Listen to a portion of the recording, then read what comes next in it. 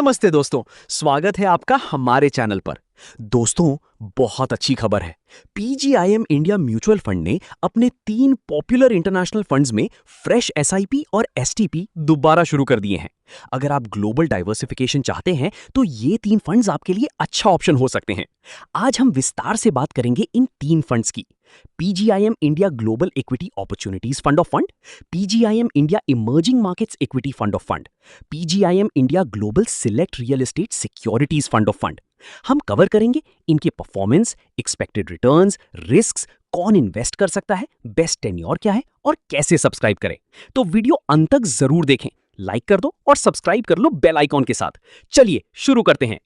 PGIM India global equity opportunities fund of fund. ये fund दुनिया भर की क्वालिटी कंपनीज में इन्वेस्ट करता है, खासकर यूएस, यूरोप और डेवलप्ड मार्केट्स में। Current performance as of mid-May 2026. 1-year return around 21 to 27% range, 3-year return around 20-22% CAGR, and 5-year return around 10 to 12% CAGR.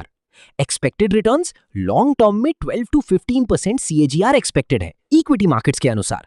Risk very high, global equity plus currency risk. Expense ratio लगभग 1.4% to 2.3% plan के अनुसार। Best for aggressive investors जो global tech, quality companies और developed markets में exposure चाहते हैं। Best tenure minimum 5 से 7 साल या उससे ज्यादा। PGIM India emerging markets equity fund of fund. ये fund emerging markets China, India, Taiwan, Brazil, South Korea आदि में इन्वेस्ट करता है। परफॉर्मेंस 1 ईयर अच्छा मोमेंटम करीब 20 to 60% रेंज में रिपोर्ट्स के अनुसार। 3 year strong double digit returns. Expected returns 12 to 18% CAGR long term में इमर्जिंग मार्केट्स की ग्रोथ के साथ। Risk very high, political risk, currency risk, higher volatility. Best for aggressive investors जो high growth वाले emerging economies में believe रखते हैं। Best tenure 7+ years, क्योंकि इमर्जिंग मार्केट्स में वॉलेटिलिटी ज्यादा होती है। PGIM India global select real estate securities fund of fund. ये fund global real estate investment trusts और रियल एस्टेट कंपनीज में इन्वेस्ट करता है। परफॉर्मेंस स्टेबल रिटर्न्स, 1 ईयर में decent double digit, long term में rental income plus capital appreciation का combination. Expected returns 8 से 12% CAGR, income plus growth.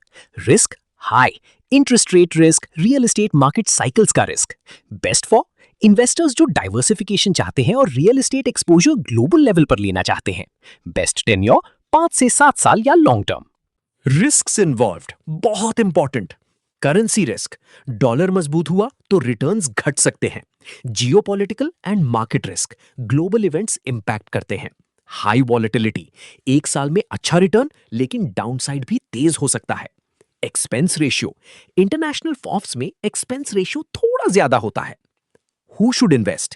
Global equity opportunities, moderate to aggressive investors में। Emerging markets, high risk appetite वाले। Global real estate, diversification चाहने वाले, stable income seekers के लिए। Portfolio allocation suggestion, total international exposure 10 to 20% से ज्यादा ना रखें।